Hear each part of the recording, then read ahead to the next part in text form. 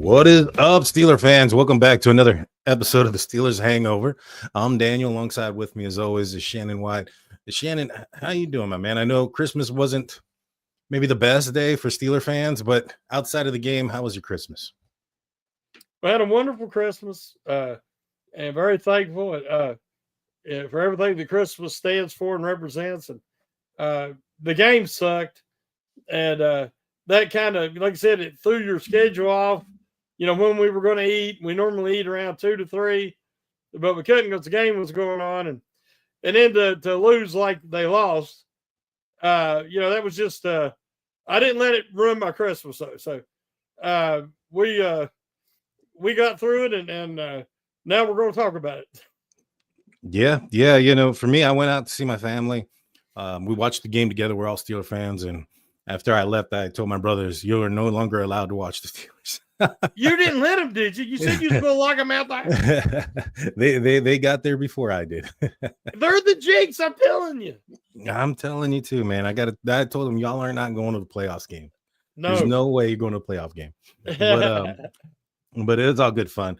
Steelers end up losing to the Kansas City Chiefs in dominating fashion, man. Offensively, the Steelers did okay, and then they have some self-inflicted wounds.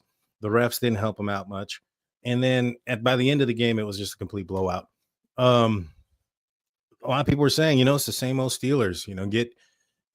Getting close to the playoffs and start, especially in December. I mean, how many December collapses have the Pittsburgh Steelers have had? It's been quite a few. I mean, we can all remember, we're going to raise hell in December. Didn't work out. We didn't know he meant on us. You're right. We thought it was on the opposition. Yeah, true story, man. And so New Year's coming. The Steelers have their first game against the Cincinnati Bengals, which has changed. The time has been determined now. Up to this point, it hadn't been determined. It's going to be on Saturday night, 8 p.m. Eastern. What are you thinking? What do you think about the schedule for the Cincinnati Bengals versus Steelers game? It's after the Ravens game, so the Steelers are going to know whether or not they have a chance for the AFC North or not. How do you feel about this game? Well, I had said on the Q&A, because me and Jeremy Betts did the Q&A after the game, and I said that I didn't know it would take some real changes, in my opinion, if the Steelers win another game this year. Mm-hmm. There's infighting, there's innuendo, there's veterans, superstar players dropping, hints of problems within the locker room, on the field, but not naming anybody, which I understand that. But I think there's a disconnect. This team is so many new faces in new places, and I don't think they are gelling when you need to be gelling. Mm-hmm. I see, as you said, self-inflicted wounds, defensive breakdowns, communication issues, lack of talent for whatever reason. A lot of times it ain't just having talented guys.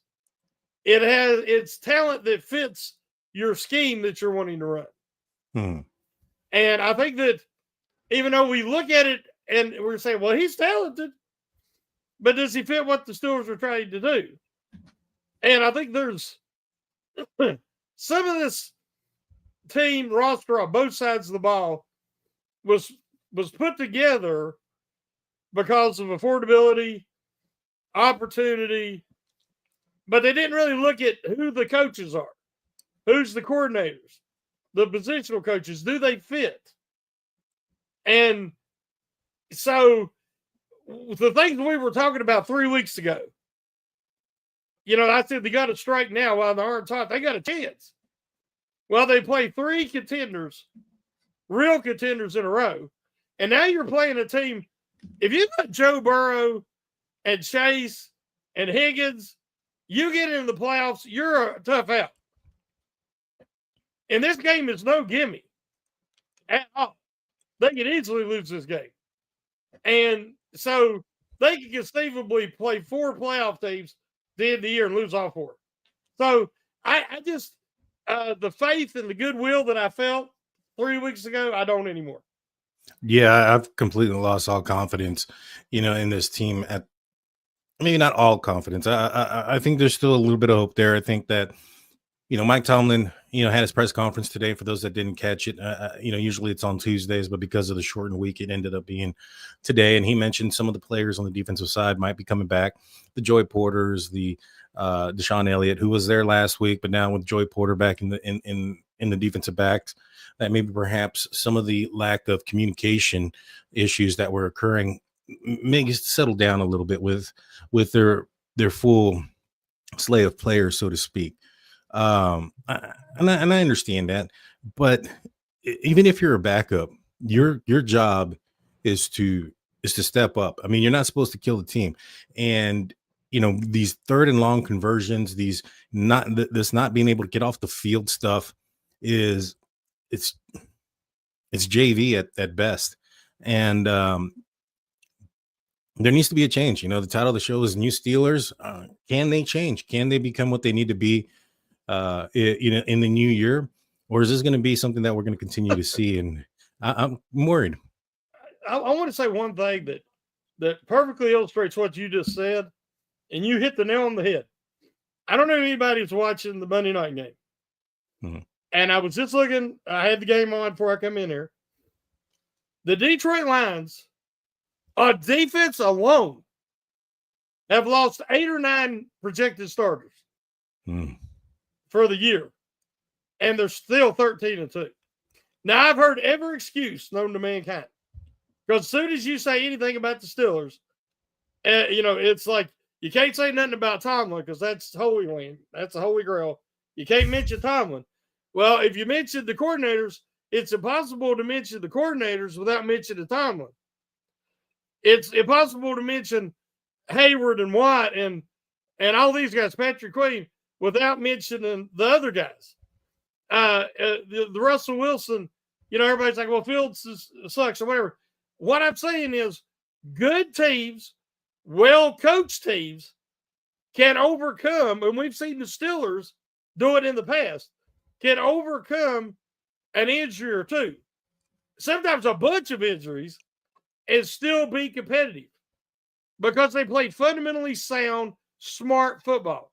The Steelers are not doing that for the last 3 weeks. The trains came off the tracks, the wheels came off the bus, however you want to say it, but they are not playing smart, fundamental, complementary football.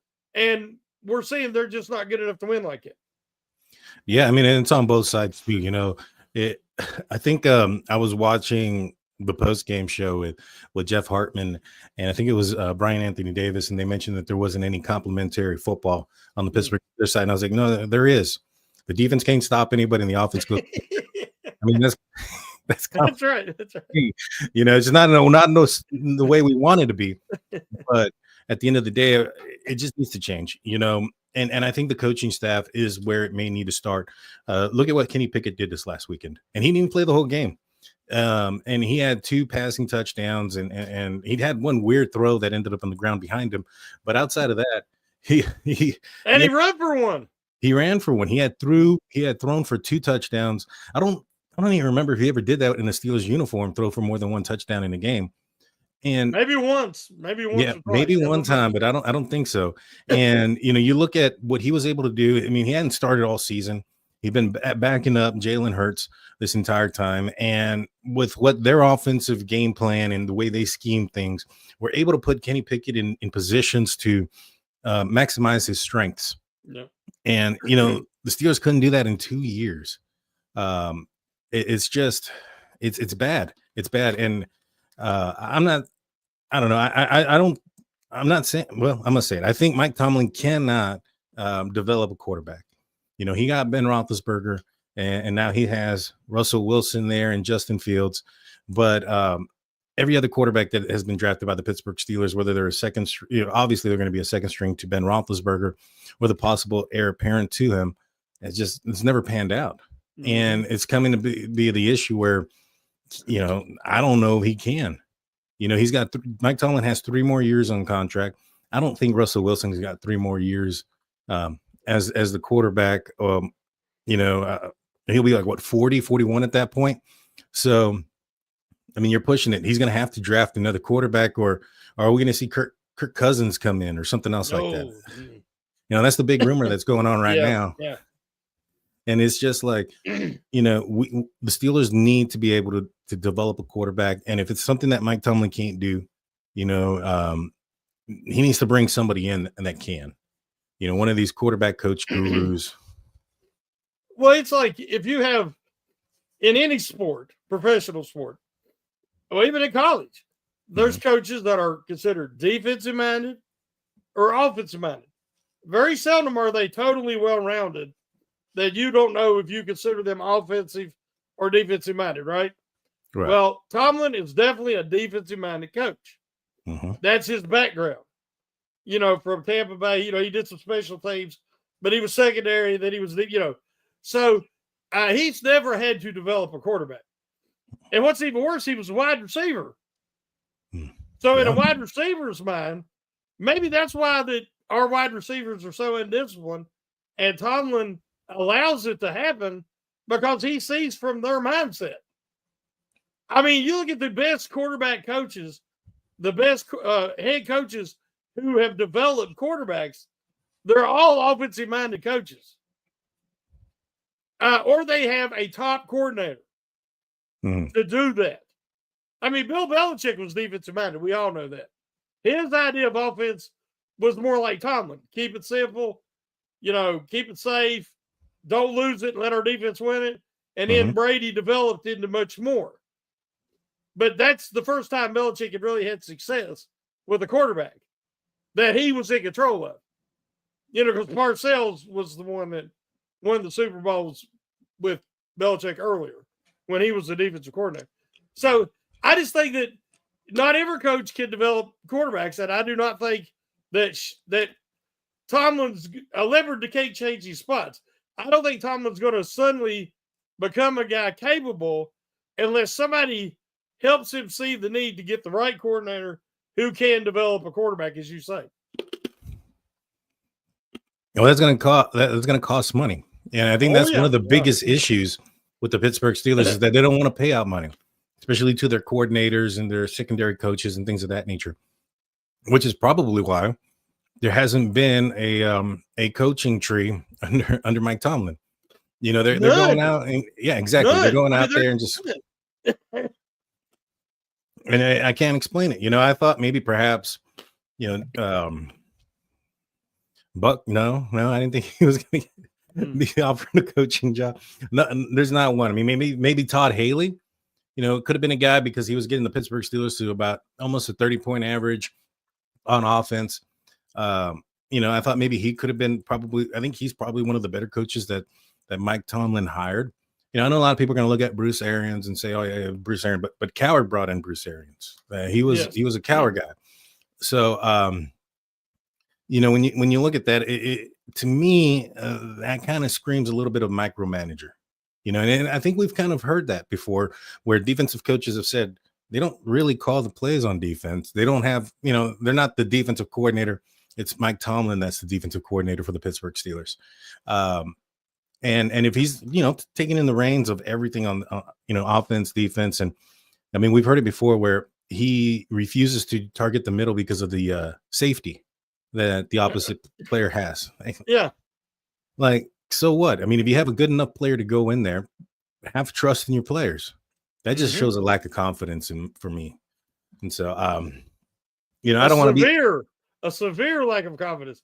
I mean, when you have no coaching tree, everybody's like, well, that doesn't matter. Well, it kind of does, because that means you're hiring and developing coordinators who are more than competent and can be looked at as being a future head coach. And anytime we've had somebody that maybe was a head coach or might be again, they keep them down or they get rid of them. I mean, Todd Haley, The reason they got Todd Haley is because he's an a-hole. I mean, he had problems everywhere he'd ever been with the players and coaches and everything else. So they got him cheap. It all comes down to that money issue. Is the Coyotes don't like to pay the coaches or the coordinators, I should say, and so they get guys like that. We lost Munchak, and since they've lost Munchak, they have not been able to field a really competent offensive line. This year, it started out doing better, but as it often happens, a young line that without much playing time together, warts start to be revealed. And McCormick, who I love, is starting to get exposed.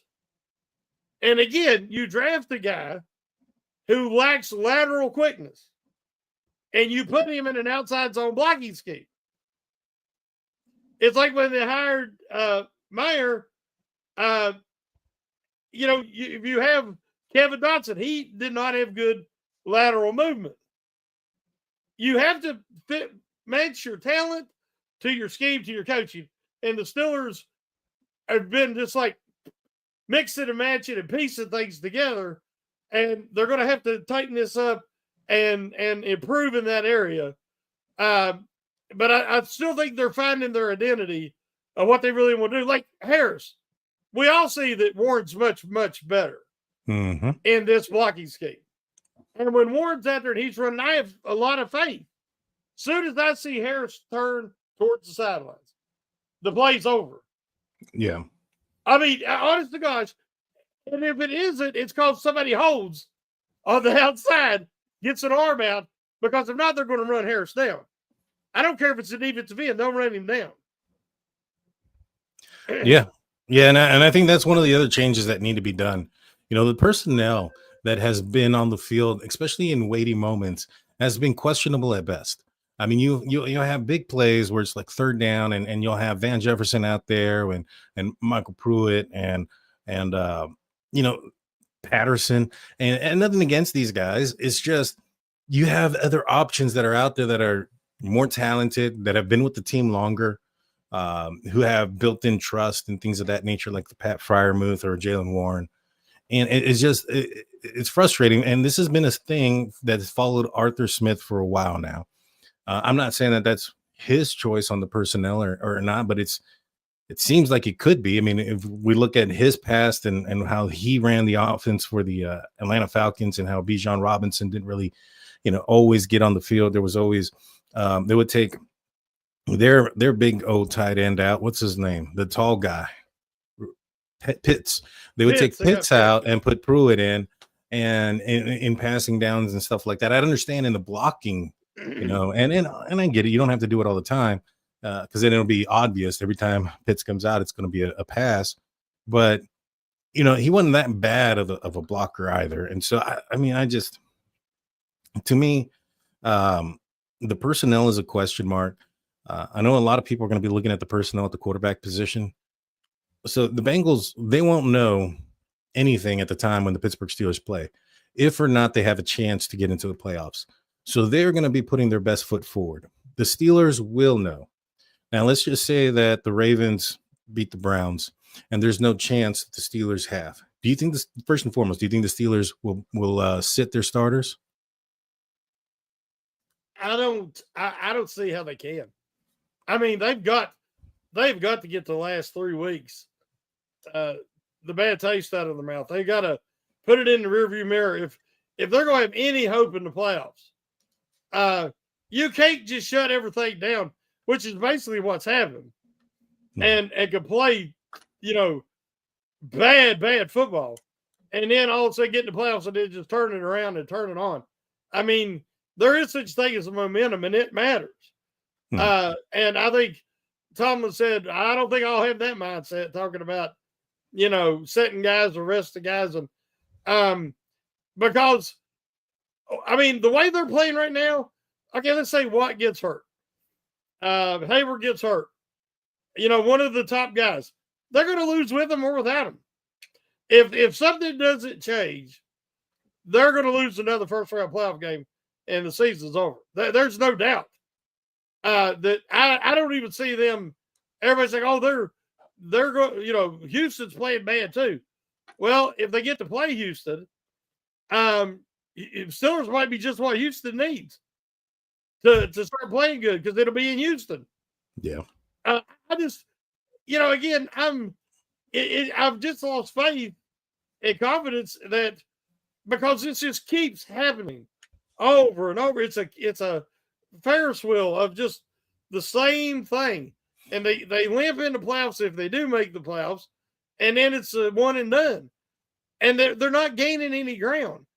Maybe if they did have a losing season, take a few steps back, get a little bit higher draft picks, or they have more capital to trade, maybe to get an impact player. Maybe they could get off this Ferris wheel. But right now, it's just, rinse and repeat, and I'm just tired of it. I hear you. I'll give you my thoughts here after the break. We're going to take a quick break, everybody. Those listening or watching on our live feed, we won't be anywhere. But for those that are tuning in on the podcast only or audio only stuff, we'll be back after a few seconds.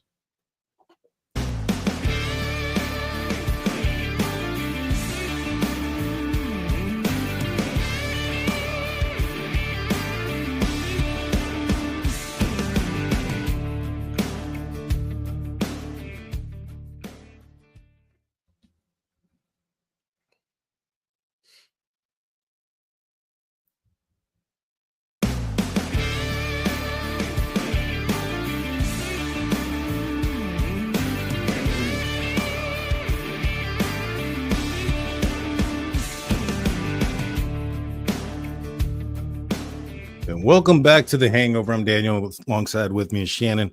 Before we get back into the conversation, I want to remind you guys of our website, steelcurtainnetwork.com, your one-stop shop for Pittsburgh Steelers news and coverage. Also, since the game is on Saturday, there's going to be a little bit of a change-up in the lineup. The first change-up is tomorrow with the Big Brosco show. Usually it airs about 9 p.m. on Tuesday nights. It'll be at 1 p.m. tomorrow because of the new year. I'm assuming Big Bro and Dave are going to be out there in their best, counting down the new year, and so they won't be able to make it on the show. So it'll be at 1 p.m. tomorrow, and then stay tuned as I'm not sure if anything else is going to be changing later on. Last time the Steelers played on a Saturday, the State of the Steelers show didn't happen, so that might be something that happens. So just keep tuning in. Also, keep checking the website. So with that being said, let's go back to the conversation. Now, before we went to the break, I'd asked you about, if the Pittsburgh Steelers sit their players or not. I think that I don't think that they sit the entire game. I do think that they get them in there. They get them feeling good. Maybe if they put up a couple of scores right away, I can see them taking them out at that point. But let's just say that the Steelers or the Ravens win. There's no chance, and Steelers end up putting in Fields just to make sure that Russell Wilson doesn't get hurt. The Bengals are playing for their playoff chances. Mm-hmm. If Fields goes out there and shows up and does some things, I know where the fan base is going to be at, but where are the Pittsburgh Steelers going to be at if that ends up being the situation? If Fields balls out, if he ends up getting in the game? Well, are you ready to give up on Fields? I'm not ready to give up on Fields. I'm not either. I think that, he was 4-2, could have been 5-1. If the defense had showed up, he could have been 6-0. But we can always, pick it, hairs. But I just think that Fields, there's things that Wilson does. He processes quicker. He gets the ball out faster. Some of the passes that he threw, like the one against the Washington to Williams there at the end, I don't think Fields makes that throw. There's been some other throws that I think that Wilson was the right choice. However, they were using Fields, and he helped close out some games with some big plays. Yeah. And he give him that extra weapon. Well, then he gets hurt. And they didn't have him when I think Wilson needed to step back for a second, collect his thoughts, let Fields go in for a series. That hurt. But now I think Fields is back. But everybody's like, well, you can sign Wilson to a 2-year contract or something like that. But, I ain't putting all the blame on Wilson. The receivers have come up and found one team. When Pickens was starting to show more maturity, and then the last couple of games, it's went out the window. Some of these tantrums and stuff we're seeing, and taking his helmet off, how he didn't get penalties, I don't know. But, I mean, that's not behavior of a number one wide receiver. And your number two wide receiver, I thought you could have a committee of guys to play the hot hand and all, but Austin's had a good year. Jefferson hasn't. They brought in Wilson. He has done. Williams. He hasn't done anything. Miller's had a couple of moments, but it's where I thought they would be using Fairmouth more. Kind of to take the place of not having a true number two. It hasn't happened, and so that's going to have to be addressed. The things, the issues that have come up are all going to have to be addressed. But they've taken a big step with the offensive line, but they need one more step. And I don't know if it's something that McCormick can improve on to be a better fit. If they're going to have to move Kiamatu inside, I'm just not sure yet. Fuamatu, I say Kiamatu, but Fuamatu. They're going to have to move him inside. We'll see. But the line is still an issue because the tackles were hideous against the Chiefs. They were getting bull rushed back into Wilson. Immediately. And it don't matter if they're a top lineman or not. It don't have to be Myles Garrett. Anybody can push Dan Moore or Jones right back into the quarterback's lap. Their fundamentals are awful. Just awful. And so a lot of these issues, I think, is just some of the young guys wearing down. And it's bad timing when you have your toughest 3 games right at the end of the year, and with all these young guys and new guys in new places. So, but yeah, I'm not ready to give up on Fields, and I do believe that it would be great if they could draft a quarterback that they believe has potential, and maybe keep Fields. It's that guy to either take over as a starter or keep the seat warm. Yeah. For me, I don't know about the quarterback class that's coming in this year in the draft. But the next year, I think 2026, the Steelers will be hosting the draft in Pittsburgh. That might be the opportune moment to get a quarterback in front of the stands or in front of the fans in Pittsburgh. That'd be pretty cool to see. I'm hoping Archie Manning's coming out of there. I think he fits all the boxes. He's related to people. He's got everything. He's got the pedigree. I think he'd be perfect for the Steelers. But when it comes to Russ and Fields, I think Fields got hurt mainly because I know a lot of people are going to look at the strength and conditioning coaches because everybody's gotten hurt this year. But I think a lot of that has to do with how cold he is going into games.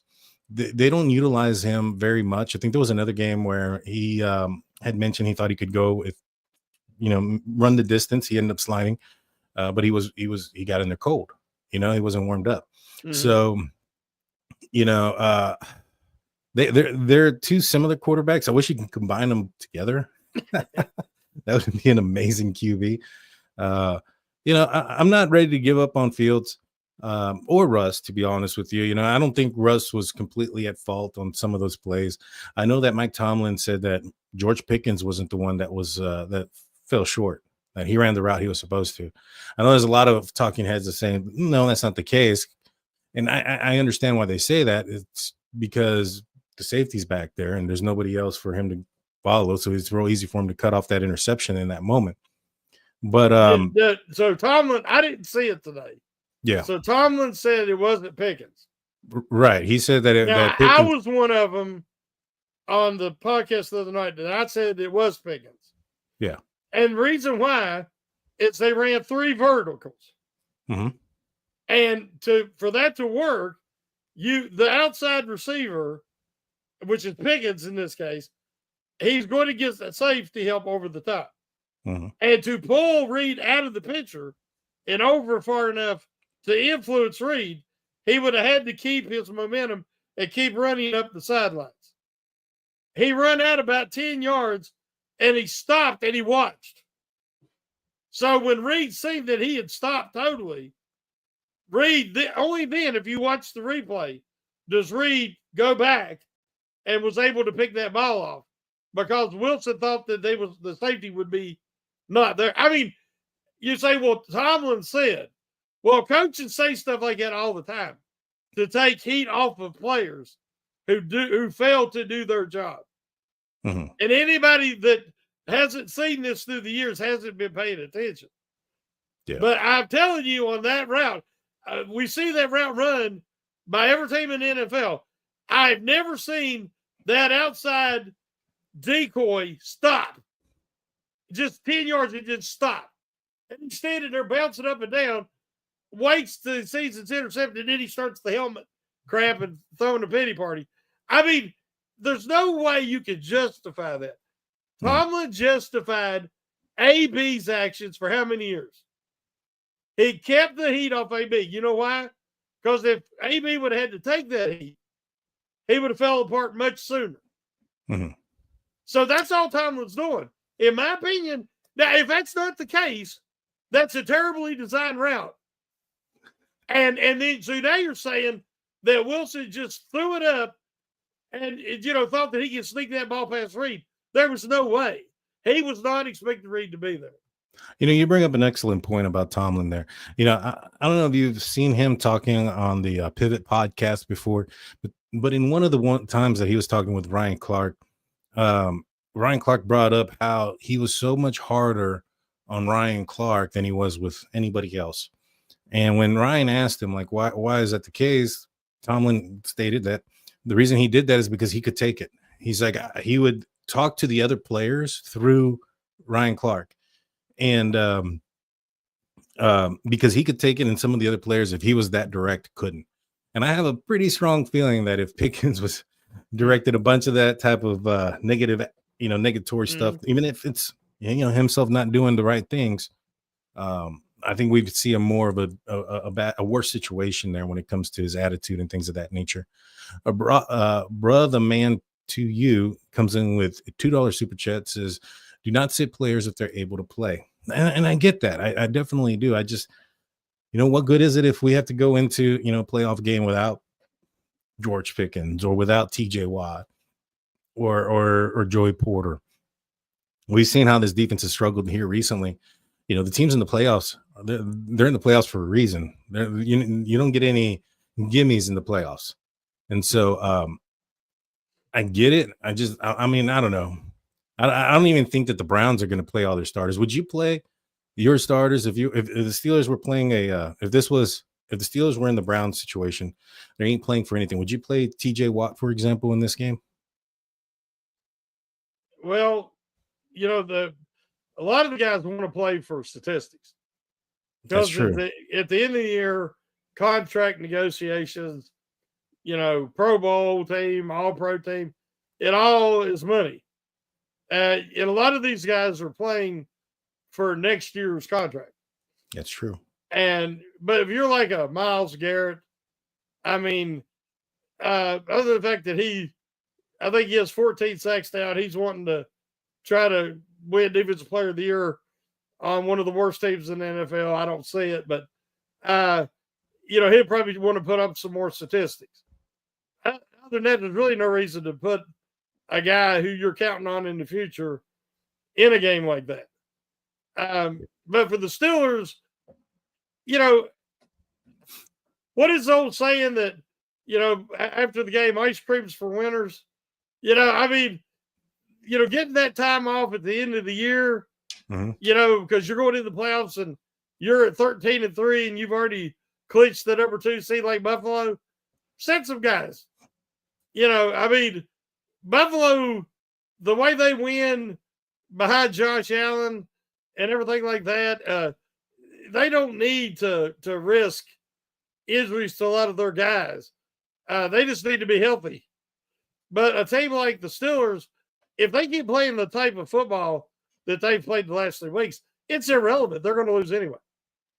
That's true. That is true. I mean, I just wouldn't want to put a player like TJ Watt, in this instance, Myles Garrett, on the field. If he gets like a ACL or anything like that in this game, he's out next year too.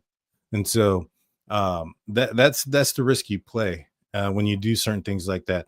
I think that you probably keep your players in if it's a competitive game or the Browns are winning, but I think if the Ravens get out of it ahead pretty quickly, you're probably going to sit the rest of the players that you want to value next year there. The Steelers, the only thing they can do is just say, all right, if the Browns lose and the Ravens win, the only thing they can do is guarantee that they go to Houston or they go to the Ravens.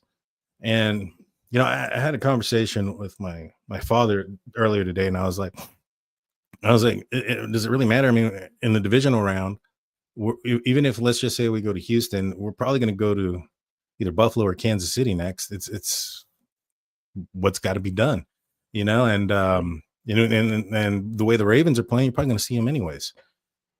Now, granted, I think it'd probably be best if you're playing those type of teams on a winning roll. Have some momentum going into those games. But, I'm for it. The Steelers end up going to Houston. I'm in Texas. I'm going to that playoff game.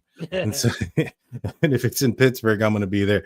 So I'm really hoping it's one of those two places. But yeah, I mean, this is going to be this game here against the Bengals. I'll be watching that Ravens game. If the Ravens lose, I mean, then it's all hands on deck. Mm-hmm. You know what I mean? You got to go in because you have an opportunity for a first round bye there, or a first round home game. Brother man, to you comes in. Steelers need a playoff position. Yeah, I mean, I guess. You know what I'm saying?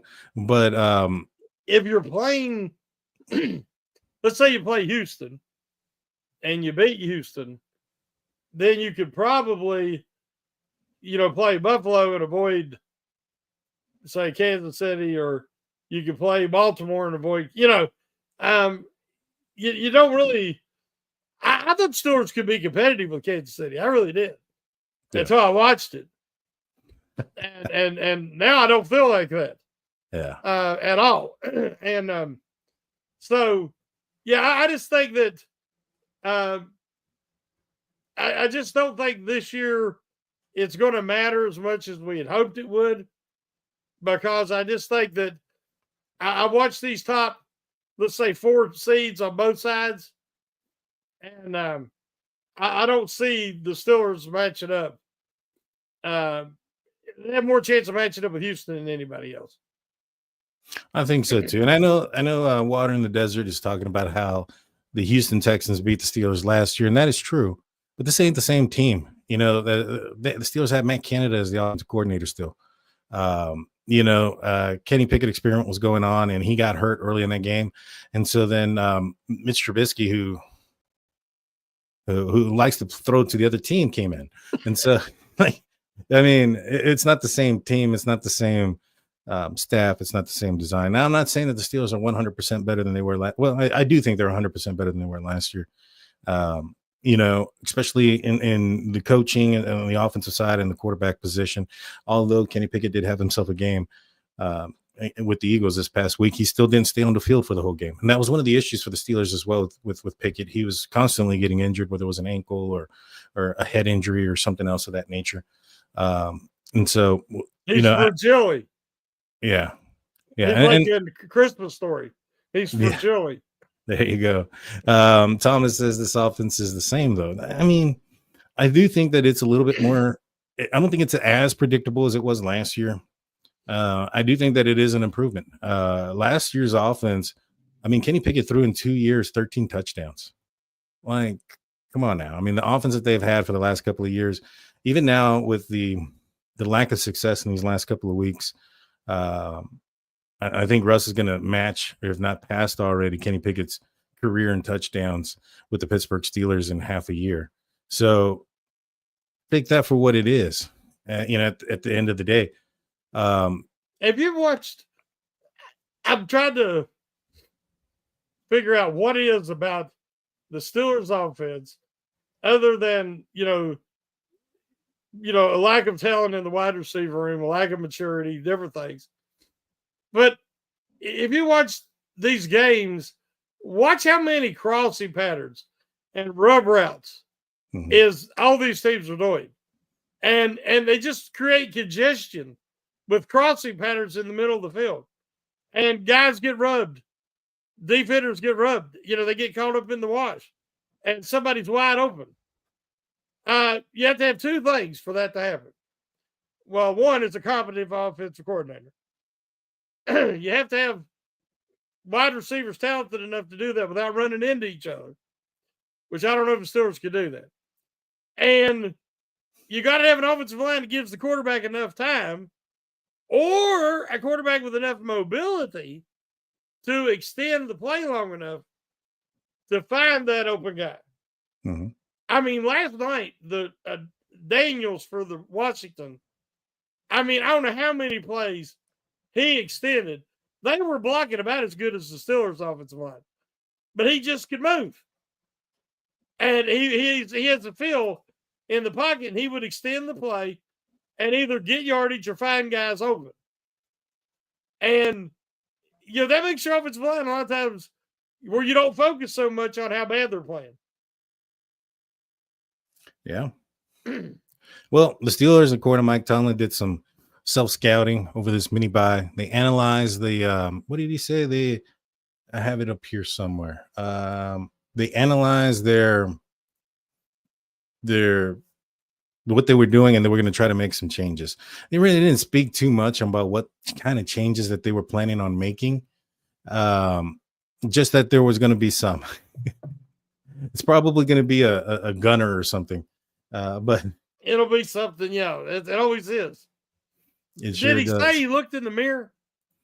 I don't think he did. I don't think he did. Yeah, I'd like to hear that. Yeah. I wonder what the narrative is going to be at this. Let's just say the Steelers end up playing their starters, regardless of what the Ravens do, and Steelers end up winning. Because the last time the Steelers won was against the Bengals, wasn't it? Cleveland. It was Cleveland, and it was Bengals, then Cleveland. Well, the last time that they saw the Bengals, they put up, 44 on them? Mm-hmm. They've had a lot of players injured since then. A lot of those players are going to be back and available. Joey Porter, Ben Skoranek, who I didn't even know his name at the beginning of the year. He's going to be back. Fields is going to be healthy, so I can imagine there being a Fields package in for this week. I think this might be the game where they finally, if they're announcing the offense with the, at the beginning of the game with the starters, that we might hear Jalen Warren's name and not Najee Harris's name as a starting running back for the Pittsburgh Steelers. I think that might be the biggest change that we could see is, all right, Jalen Warren, who's already been out snapping Najee, is going to get the go-ahead. He's going to be the guy until once he's wore down the defense a little bit with his speed and gotten them tired chasing him all over the place. Then you bring in Najee, who's shown that he can run the rock at the end of games. I think that's where he's had his most effectiveness is in the third and fourth quarter. And if he's not having to take on a beating in the first and second quarter, I think that can be even more impressive. So, still using that 1-2 punch, just kind of switching it around a little bit. Go with the speedier jab and then an uppercut at the end versus trying to lay down these hard blows in the beginning and you just get yourself tired. Well, they're in the last few weeks, they've been the worst first down team in the NFL. Yeah. They're averaging like 2 something on first down. You're always behind the chains that way. Mm-hmm. Just a consistent 4 yards on first down will set you up in a makeable second down to where, you're not as predictable. But when it's 2nd and 9 or 2nd and 8, they're probably going to try to throw it. Of course, the Steelers still trying to run it a lot of times on 2nd and long too, and then it sets up a 3rd and long. So, yeah, I agree with you. They need Warren earlier, he has an opportunity to break something. He's much more effective if he's not going up against stacked boxes and heavy packages, and spread the field. And then Warren has better vision than Harris as well. I think so too. I think that's 100% true.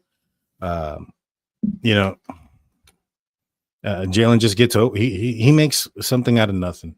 You know what I mean? And Najee can too, but his something is like 1 yard. And Jalen Warren will bounce for like 2 or 3 yards around. He's very difficult to tackle. His low center of gravity really helps him out. And he's smaller too. So, defensive backs or the opposition defensive players have to find him, running between the much larger linemen and things of that nature. So I think all those things play a role as to why he's, in my opinion, the better back. I mean, there's a reason why the Pittsburgh Steelers didn't give Najee his 5th-year option. And I think a big part of that is the fact that Jalen Warren has been so productive. Yeah, definitely. Well, I'm not going to give my prediction tonight, just in case there's a State of the Steelers on Steel Curtain Network this weekend. I know you have the pump your brakes, but I'll ask you this. Next weekend, are the Steelers playing at home or away? I'll go with the odds, and based on what I've seen in the last 3 weeks, and I'll say away. I unfortunately do think the same. I don't think it has anything to do with how the Steelers play. I just don't think that the Ravens are going to lose to the Browns the way that they're playing. So that's where I sit on that. We'll see you guys a little bit later this week. Tomorrow, again, don't forget, 1 p.m. because of the new year. Big Brosco Show is going to be on, the Brosco Show. Their name's confused. They're tongue twister, man. Yeah. There's too many O's going on here. And so they'll be on tomorrow, 1 p.m. Shannon, do you have any final words? No. I just think that we're just keeping it real. I think everybody is that's what we're here for. We want to vent. We want to keep it real. We love the Steelers, and we want to see improvement. We want to get off this merry-go-round. And not giving up on the season yet, but I just need something to help. We all need something to help get our faith back and our confidence back. I know Alex Highsmith said that he felt like they were just being oppressed by all the negativity. And well, you lose 3 games in a row to the quality teams of the NFL. You shouldn't expect there to be a lot of positivity. Yeah. And it's if you want people to believe, give them something to believe in. Yeah. I want to stop smoking that hope that Water in the Desert keeps throwing out there, and I want it to be real. So hopefully this weekend, the Pittsburgh Steelers will take care of business. They'll have their playoff game, and once you're in the dance, anything can happen on any given Sunday. So we'll see how this portrays. Steelers are in. This is the first time in a long time that the Steelers are in before the last playoff game or before the last game of the season. So that's one thing that I think we should be, comfortable in at least. Well, my man, thank you again. I want to wish everybody a happy New Year's. I hope everybody had an amazing Christmas. But with that said, we're out of here. Shannon, you want to send us out? Happy New Year, everybody. Be safe. God bless.